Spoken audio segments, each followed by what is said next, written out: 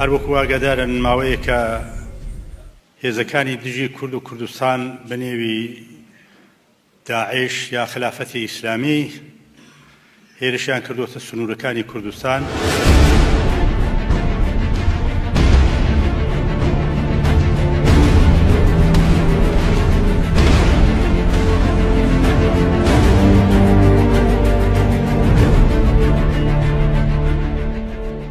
لە ڕاستیدا ئەوەی کە ئێمە دەیڵێن کوردستان یەک وڵاتە وە کورد یەک نەتەوەیە، لە هەر جێگایەکی ئەو کوردستانەدا خاچی کوردستان بکەوێتە ژێر مەترسی، هەموو کوردێک وەزیفەیەتی بە پێی ئەرکی نیشتمانی خۆی دفاع بکە لە خاک و نیشتمانی خۆی.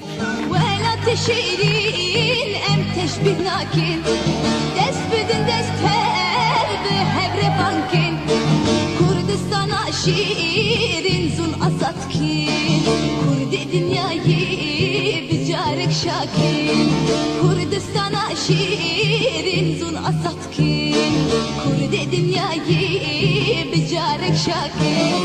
هەی وەخڵی من وەخ ئەم چ دنیایە، کوردستان من دەست پێ دوژمنایە.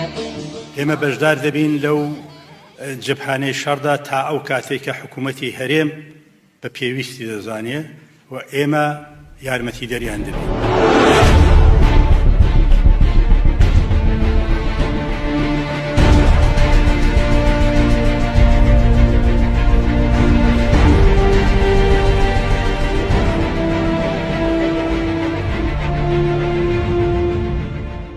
ئێمە ئێستا ئیقدام دەکەین بۆ ئەو وەزیفە نیشتمانی کە هەمانە.